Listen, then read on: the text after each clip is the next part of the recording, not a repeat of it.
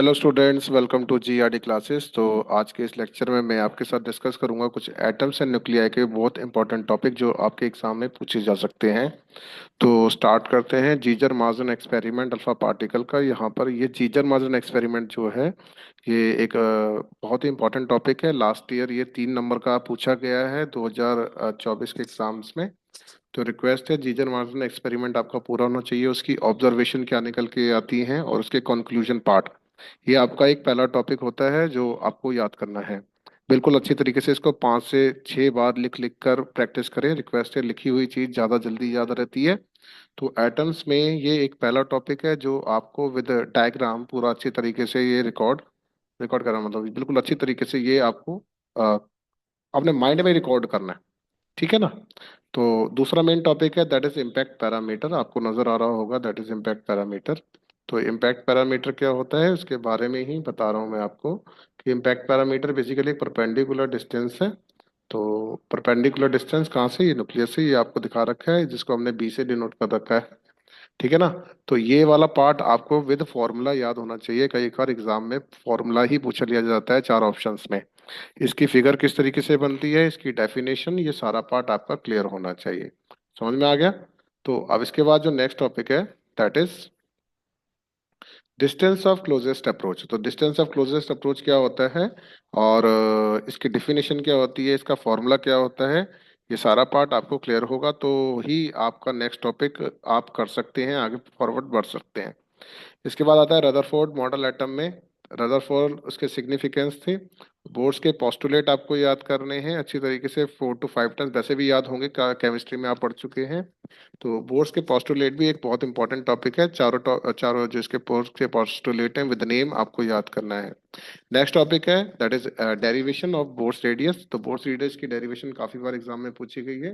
तो 2 मार्क्स की ये पूछी जा सकती है। जैसे जो आर एन होता है वो N square S square upon में 4 pi square K Z E square M, हमने इस तरीके से इसकी वैल्यू निकाली थी 0.53 एंगस्ट्रॉम।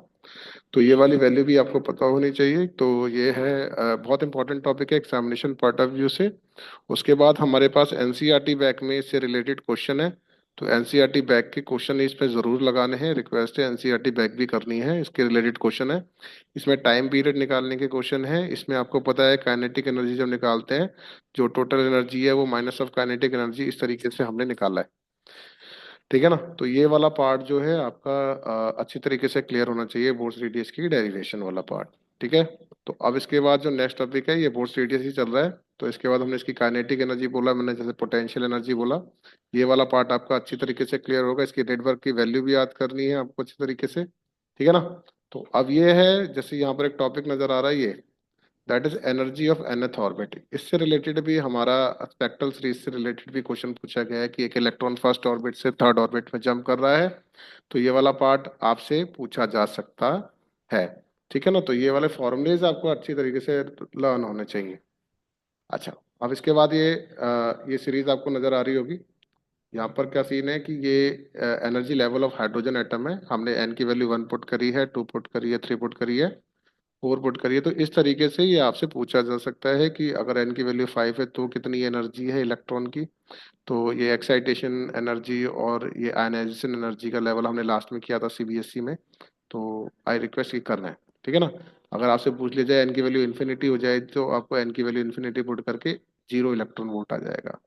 तो ये वाला पार्ट आपको स्क्रीन पर नजर आया है। रिक्वेस्ट है कि अपनी वीडियो को स्टॉप करके ये जितना भी कंटेंट है आपको दोबारा 4 से 5 बार लिख लिख के प्रैक्टिस करनी है। ये क्वेश्चन पेपर में आ सकता है, इसके चांसेस ज्यादा हैं एमसीक्यू के टर्म्स में, कि लाइमन सीरीज है वो कौन सी रीजन में लाई करती है, दैट इज यूवी रेडिएशन में। ठीक है ना, अल्ट्रावायलेट रीजन। तो विजिबल रीजन में बालबन होती है, बाकी की तीनों सीरीज जो है वो इंफ्रारेड रीजन में है। तो आई रिक्वेस्ट कि ये पांचों सीरीज की आपको ये जो ईएम वेव्स के अकॉर्डिंग जो रीजन है, ये स्पेक्ट्रम सीरीज जो है ये हमारा सारा याद होना चाहिए। क्लियर है। तो इस पर बहुत अच्छे से फोकस बनाओ, बहुत अच्छे से नोट्स बनाओ। ठीक है ना, सो दैट कि आपको ये वाला पार्ट ढंग से क्लियर हो जाए। अब ये आ जाता है हमारे पास formula that is Rydberg constant के लिए। तो ये है आर, इसमें हम फ्रिक्वेंसी और 1/लैम्डा भी निकालते हैं हम यहाँ पर। तो ये वाला फॉर्मूला आपको याद करना है। ठीक है ना। तो ये हमने पहले भी कर रखा है, स्पेक्ट्रल सीरीज का फॉर्मूला होता है ये। तो इसको और रीअरेंज करके इन्होंने इस तरीके से बनाया है 1/लैम्डा। दैट इक्वल्स टू आर 1/फाइनल का स्क्वायर माइनस 1/इनिशियल का स्क्वायर। आपको हाइड्रोजन स्पेक्ट्रल जो है ना, ये इसकी सीरीज ये ड्रॉ करनी भी आ सकती है। तो रिक्वेस्ट है, लाइमन की किस तरीके से ड्रॉ होती है, बाल्मर की किस तरीके से ड्रॉ होती है। तो ये वाला पार्ट आपका ब्रैकेट पी फंड सीरीज है, इनकी वैल्यूज आपको अच्छी तरीके से याद रहेगी तो बहुत अच्छा रहेगा आपको एग्जाम्स के लिए, और कॉन्फिडेंस आएगा एटम्स का चैप्टर करने में। ठीक है। अच्छा, अब इसके बाद नेक्स्ट है, दैट इज, अब इससे रिलेटेड अब यहाँ पर है ना कुछ क्वेश्चंस दे रखे हैं, अब इसको तो मैं हटा देता हूँ। अब यहाँ पर ये कुछ क्वेश्चंस हैं, जैसे suppose you are given a chance to repeat the alpha particle scattering experiment using a thin sheet of solid hydrogen in place of a gold foil. तो इस तरीके का क्वेश्चन आपसे पूछा जा सकता है। तो आपको इम्पैक्ट पैरामीटर और डिस्टेंस ऑफ क्लोजेस्ट अप्रोच के फॉर्मूले अगर याद होते हैं किस तरीके से हमने इसको डेराइव किया था, तो वो वाले कंटेंट से आप ये वाला क्वेश्चन निकाल सकते हैं। ठीक है। अच्छा, जैसे ये क्वेश्चन है, ये बड़ा इजी क्वेश्चन लग रहा है, दो सेक्शन बी में पूछा जा सकता है। Difference of 2.3 electron volt separates two energy level in an atom. तो डिफरेंस है एनर्जी लेवल का, तो आपको स्पेशली बोला गया है that is E1 minus E2 which is equal to H nu। ठीक है ना। तो इस तरीके से हमसे क्या पूछा गया है, what is the frequency of the radiation emitted when the atoms make transition from the upper level to the lower level. तो इस तरीके से हमसे फ्रीक्वेंसी को निकालने पूछा गया। ठीक है। अब इसके बाद नेक्स्ट है हमारे पास यहाँ पर एक क्वेश्चन है, द ग्राउंड स्टेट क्वेश्चन है, the ground state energy of hydrogen atom is 13.6 electron volt minus में, व्हाट इज द काइनेटिक। ये वाला क्वेश्चन एक ऐसा क्वेश्चन है जनरली जो एमसीक्यू में पूछा जा सकता है। तो आई रिक्वेस्ट ये वाला क्वेश्चन ढंग से याद करके जाएं, ढंग से 2 से 4 बार इसको लिख लें, सो दैट आपकी प्रिपरेशन अच्छी हो जाए। ठीक है।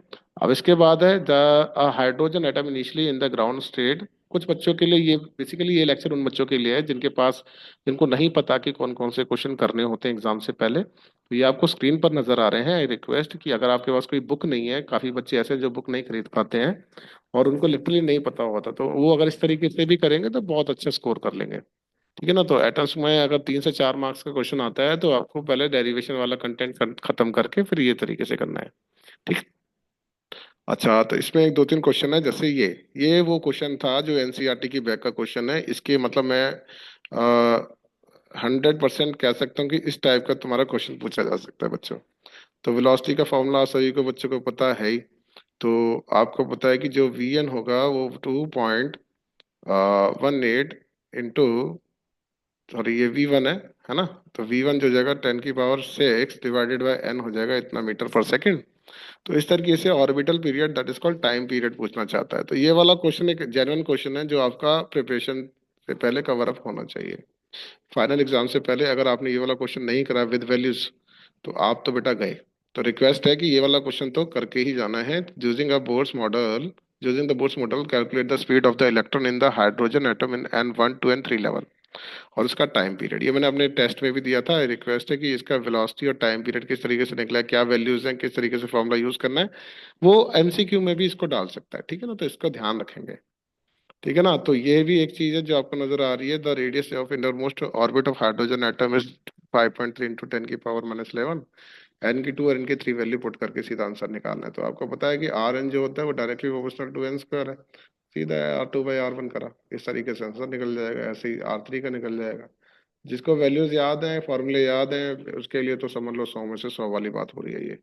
ठीक है। तो ये कुछ क्वेश्चंस हैं आपको, थ्योरी क्वेश्चंस टाइप हैं, ये आपको हो जाएंगे। अब मैं यहाँ पे कुछ जैसे मल्टीपल चॉइस क्वेश्चन दिखा रहा हूँ, आपसे रिक्वेस्ट है कि इसके आंसर आपको अपने जो हमारा इनबॉक्स है वहाँ पर आप या मेरे व्हाट्सएप पर भी इसके आंसर बुकलेट शेयर कर सकते हैं। ये आपको दो क्वेश्चन नजर आ रहे हैं, फिर आपको ये मैं आपको 2 3 4 5 6 ये सारे क्वेश्चन जो हैं, आप वीडियो स्टॉप करके बार बार इसको अपने हिसाब से सॉल्व करके इसके आंसर्स चेक कर सकते हैं।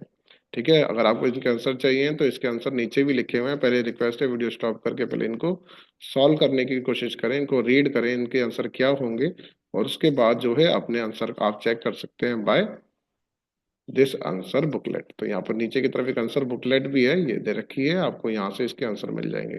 तो ये है वेरी शॉर्ट क्वेश्चंस, बहुत वही सेम क्वेश्चन रिपीट हो रहा है बार बार। ठीक है ना। तो ये है, जैसे ये वाला क्वेश्चन एक जेन्युइन क्वेश्चन है, what is the ratio of radii of the orbit corresponding to first excited state and the ground state in a hydrogen atom। तो ये वाले फॉर्मूले से रिलेटेड एक आपका एमसीक्यू टाइप पूछा जा सकता है। जैसे ये भी एक एमसीक्यू टाइप की क्वेश्चन है, find the ratio of energies of a photon produce due to the transition of the electron in the hydrogen atom from its second permitted energy level to the first level. और ये वाला एक मतलब मैं कह सकता हूँ कि ये वाला क्वेश्चन आपका जैसे सीबीएसई ऑल इंडिया में पूछा गया है 2010 में, तो ऐसे टाइप का क्वेश्चन बन सकता है। State Bohr's quantization condition for defining the stationary orbits, तो ये भी एक जनरल क्वेश्चन है, ये भी आपसे पूछना जा सकता है। ये हम ऊपर निकाल चुके हैं, ये एनसीईआरटी की बैक का क्वेश्चन था, ठीक है ना। तो ये वाला पार्ट जो है, इसके बाद शॉर्ट आंसर क्वेश्चन स्टार्ट हो गए।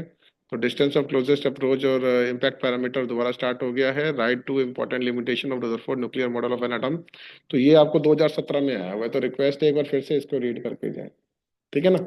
अच्छा, अब जैसे ये है, ये एक्सपेरिमेंट है, वो जो जीजर मार्जन एक्सपेरिमेंट के जो ऑब्जर्वेशन थी वो इस तरीके से आई थी, जिसमें एंगल बढ़ता चला जा रहा था गोल्ड फाइल्स का, और नंबर ऑफ अल्फा पार्टिकल की जो क्वांटिटी वो स्कैटर पार्टिकल की वो कम होती चली जा रही थी। तो ये भी आपको करके जाना है। ये लास्ट ईयर आ चुका है, इसलिए इसके चांसेस कम है, बट ये आ सकता है।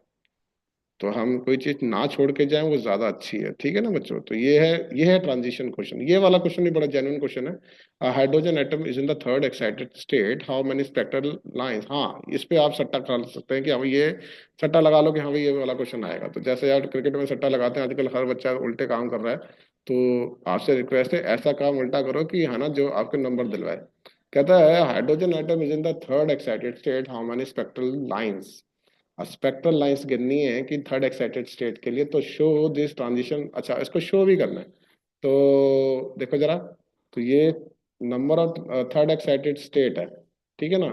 तो ये है करना है आपको ये वाला पार्ट, ठीक है ना।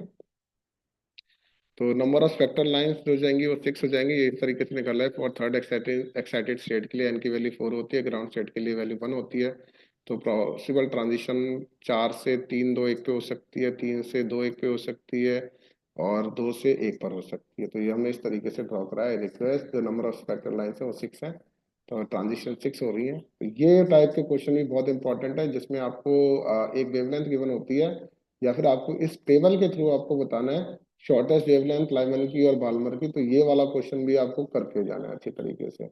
बहुत सारे क्वेश्चंस हैं, रिक्वेस्ट है बार बार क्वेश्चन रिपीट ही हो रहे हैं, तो ये भी आपसे पूछे जा सकते हैं। तो ये वाले क्वेश्चन जो हैं ये आपको सारे ही करने हैं, रिक्वेस्ट है कोई बच्चा एक भी क्वेश्चन नहीं छोड़ेगा, ठीक है ना। क्योंकि ये क्वेश्चन अगर आपके पेपर में आ जाते हैं तो समझ लो आपकी लाइफ सेट है, आपके 4 में से 4 नंबर कहीं नहीं गए, ठीक है ना। तो ये ट्रांजिशन क्वेश्चन फिर से रिपीट हो गया, जिसमें एक वेवलेंथ गिवन होती है E equals to S C by lambda करके। हम इसको जो भी वैल्यू आती है उसको डिवाइडेड बाई ई से कर देते हैं, 1.6 इंटू 10 की पावर -19, जैसे ये कर रखा है यहाँ पर। और आपका इलेक्ट्रॉन वोल्ट में आंसर आ जाता है, और कॉरस्पॉन्डिंग वेवलेंथ आपको नजर आ जाएगी किसकी है। सेम क्वेश्चन दोबारा आ गया, equals to S C by lambda E करते हैं, ठीक है ना। तो इसको मल्टीप्लाई करना है, और आपका जो है ये वाला कंटेंट जो है वो कंप्लीट हो जाएगा। तो रिक्वेस्ट है करें और अपना रिजल्ट अच्छे से शो करें कि हाँ भाई सर हमारा इतना रिजल्ट आया है। Thank you so much.